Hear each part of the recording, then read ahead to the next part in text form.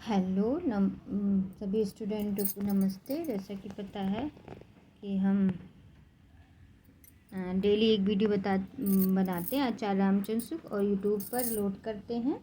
तो आप इसे सुनकर अपनी परीक्षा JRF net PGTG and MA Hindi में उपयोग कर सकते हैं और कंपटीशन में जिसके पास हिंदी हो।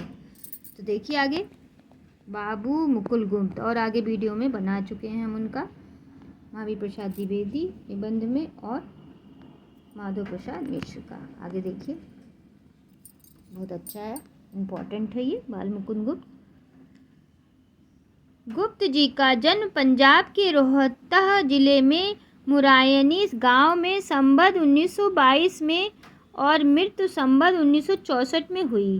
वे अपने समय के सबसे अनुभवी और कुशल संपादक थे। पहले उन्होंने 2 उर्दू पत्रों का संपादन किया था, पर शीघ्र ही कलकत्ता के प्रसिद्ध संवाद पत्र बंगवासी के संपादक हो गए। बंगवासी के छोड़ते ही ये भारत मित्र के प्रधान संपादक बन गए। ये बहुत ही चलते पुर्जे और विनोदशील लेखक थे, अतः कभी कभी छेड़छाड़ भी कर बैठते थे। पंडित महावीर प्रसाद द्विवेदी ने जब सरस्वती भाग 6 संख्या 11 के अपने प्रसिद्ध भाषा और व्याकरण शीर्षक लेख में अनिश्चितता शब्द का प्रयोग कर दिया, तब उन्हें छेड़छाड़ का मौका मिल गया और उन्होंने आत्माराम के नाम से द्विवेदी जी के कुछ प्रयोगों की आलोचना करते हुए लेखमाला निकाली, जिनमें चुहलबाजी का पुट पूरा था। द्विवेदी जी ऐसे गंभीर प्राकृत के व्यक्ति को भी युक्तिपूर्ण उत्तर के अतिरिक्त उनकी विनोदपूर्ण विंघाड़ा के लिए सरगो नरक ठिकाना नाही शीर्षक लेकर बहुत फहरता हुआ अल्लाह कल्लू अलहित के नाम से लिखना पड़ा। पत्र संपादन काल में इन्होंने कई विषयों पर अच्छे निबंध भी लिखे, जिनका नाम संग्रह गुप्त निबंधवली नाम से छप चुका था। इनके रत्नावली नाटिका के सुंदर अनुवाद का उल्लेख हो चुका है। तो अभी आपने ये पढ़ा, इसमें बहुत इम्पॉर्टेंट है कि कौन सा शब्द लेकर बाल मुकुंद गुप्त ने व्यंग्यपूर्ण निबंध लिखा था महावीर हजारी प्रसाद द्विवेदी के लिए। तो लिखा था ये अनिश्चितता शब्द को लेकर छेड़छाड़ का मौका मिल गया था और उन्होंने आत्माराम के नाम से द्विवेदी कुछ प्रयोग आलोचना हुई। और फिर क्या हुआ, महावीर प्रसाद द्विवेदी ने उनका आलोचना किया कि सरगो नरक ठिकाना नाही के नाम से, और उसमें द्विवेदी जी ने गंभीर प्राकृतिक युक्तिपूर्ण विनोदपूर्ण विहंगना की सरगो नरक ठिकाना नाही नामक शीर्षक से लिखा और फापता हुआ अल्लाह कल्लू अलहित नाम से लिखना पड़ा। उन्होंने क्या नाम से लिखा था? कल्लू अलहित नाम से। तो आगे देखिए, गुप्त जी ने सामयिक और राजनीतिक परिस्थितियों को लेकर कई मनोरंजक प्रबंध लिखे, जिनमें शिव शंभू के चिट्ठे बहुत प्रसिद्ध है। गुप्त जी की भाषा बहुत चलती, शिव शंभू चुटकी किसका है? बाल मुकुंद गुप्त का। चलती सजीव और ये इम्पोर्टेंट भी है, आपके नेट की परीक्षा में है इसका ये निबंध, सजीव और विनोदपूर्ण होती थी। किसी प्रकार का विषय हो, गुप्त जी की लेखनी उस पर विनोद का रंग चढ़ा देती थी। वे पहले उर्दू के एक अच्छे लेखक थे, इससे उनकी हिंदी बहुत चलती और फड़कती हुई होती थी। वे पहले विचारों को विनोदपूर्ण वर्णन के भीतर ऐसा लपेट कर रखते थे कि उनका आभास बीच बीच में ही मिलता था। उनके विनोदपूर्ण वर्णनात्मक विधान के भीतर विचार और भाव लुके छिपे रहते थे। यह उनकी लिखावट की एक बड़ी विशेषता थी। शिव शंभू के चिट्ठे से थोड़ा सा अंश नमूने के लिए दिया जाता है, ठीक है।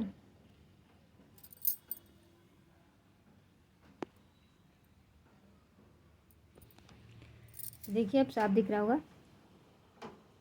इतने में देखा कि बादल उमड़ रहे हैं, चील नीचे उतर रही है, तबीयत भुरभुरा उठी है, इधर भंग उधर घटा, बाहर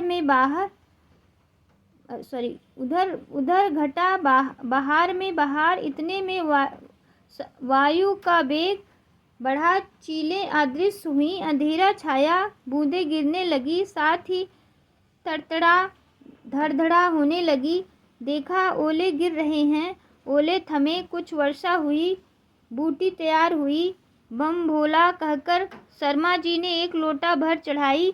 ठीक उसी समय लाल डिंगी पर बड़े लाट मिंटो ने बंग देश की भूतपूर्व छोटे लाट उडबर्न की मूर्ति खोली। ठीक एक ही समय कलकत्ता में यह दो आवश्यक काम हुए। भेद इतने ही था कि शिवशंभू के बरामदे की छत पर बूंदें गिरती और लाट मिंटो के सिर या छाते पर भंग छान कर महाराज जी ने खटिया पर लंबी तानी और कुछ काल सुषिप्त के आनंद में निगमन रहे। हाथ पांव सुख में, पर विचार के घोड़े को विश्राम न था। वह ओलों की चोट से बाजुओं को बचाता हुआ परिंदों की तरह इधर उधर उड़ रहा था। गुलाबी नसों में विचारों का तार बांधा कि बड़े लाट फुर्ती से अपनी कोठरी में घुस गए होंगे और दूसरे अमीर भी अपने अपने घरों में चले गए होंगे।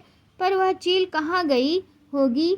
हाँ, शिवशंभू को इन पक्षियों की चिंता है, पर वह यह नहीं जानता कि इन अभ्रस्पर्शी अटकलियों से परिपूर्ति महानगर में सहस्त्रों अभागे रात बिताने को झोपड़ी भी नहीं रखते। ठीक है, ये थोड़ा लिया गया है शिवशंभू के चिट्ठे से।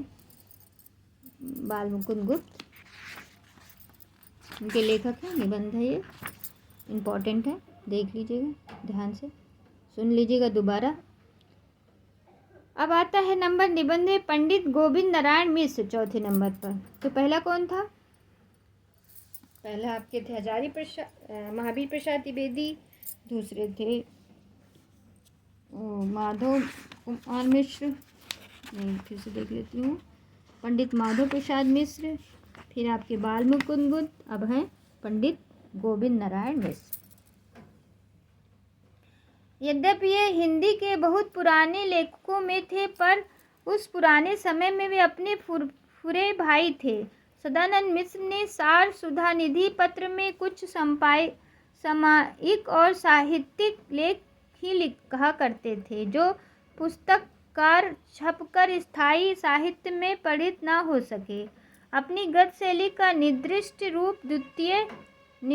रूप द्वितीय उत्थान के भीतर ही उन्होंने पूर्णतः प्रकाशित किया। उनकी लेख शैली का पता इनके सम्मेलन के भाषण और कवि और चित्रकार नायक लेखों से लगता है। गद्य के संबंध में इनकी धारणा प्राचीनों के गद्य काव्य की सी थी। लिखते समय बाढ़ और डंडी इनके ध्यान में रहा करते थे, पर यह प्रसिद्ध बात है कि संस्कृत साहित्य में गद्य का वैसा विकास नहीं हुआ। बाढ़ और डंडी का गद्य काव्य अलंकार को छटा दिखाने वाला गद्य था, विचारों को उत्तेजित देने वाली भाषा की शक्ति का प्रसार करने वाला गद्य नहीं। विचार पद्धति को उन्नत करने वाले गद्य का अच्छा और उपयोगी विकास यूरोपीय भाषाओं में भी ही हुआ। गद्य काल की पुरानी रूढ़ी के अनुसरण से शक्तिशाली गद्य का प्रादुर्भाव नहीं हो सकता।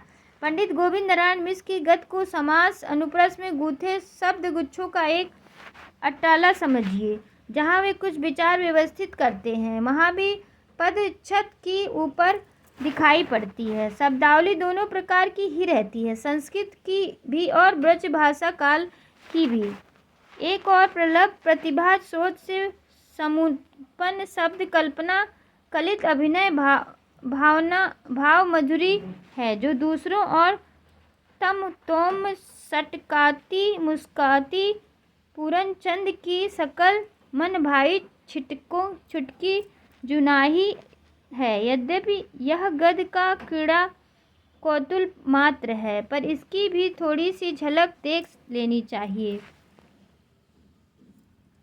साधारण गद्य का नमूना। किसका है? पंडित गोविंद नारायण मिश्र। परंतु मदमाती अरसिकियों के आयोग मलिन अथवा कुसंस्कृत चतुरों के स्वच्छंद मलहीन मन को ही यथाचित शिक्षा के उपयुक्त बना लिया, बिना उन पर कवि की परम रसीली युक्ति छबी छबीली कालंकृत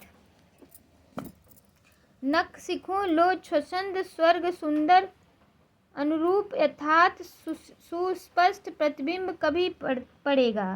स्वच्छंद दर्पण ही अनुरूप यथार्थ सुस्पष्ट प्रतिकृत प्रतिफलित होता है। इसमें समाह होते ही हमारी प्रतिबिंब में प्रतिकृत मानो समाता है स्पर्शी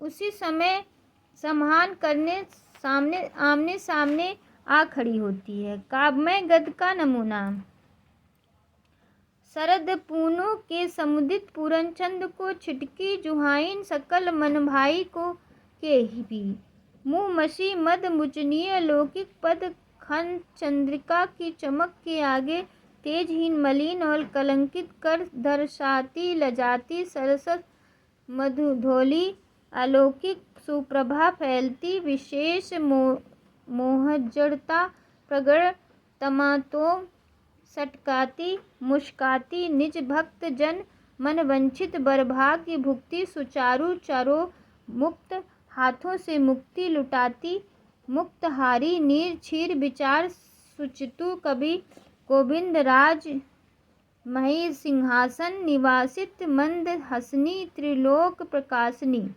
सरस्वती माता के अति दुलारे प्राणों से प्यारे पुत्रों के अनुपम अनोखी अतुल बल वाली परम प्रभावशाली सुजन मन मोहनी नवरस भरी सरस सुखद विचित्र वचन रच का नाम ही साहित्य है।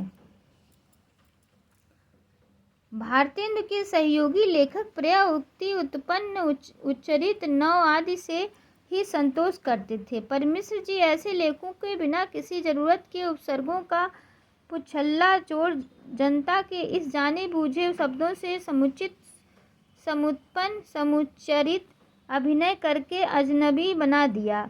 मुद्रित कुटिलता सुकरता समीपता ऋतुता आदि के स्थान पर मर्दव कौटिल्य सौकर्य समीय अजर आदि ऐसे ही शब्दों को प्रवृत्त किए। कौन से शब्द? मार्दव कौटिल्य सौकर्य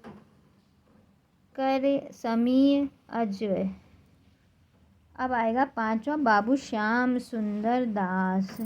तो नमस्ते, आशा करते हैं आप इसे देख के और पढ़कर लाभ उठाएंगे। आगे वीडियो कल और बनाएंगे।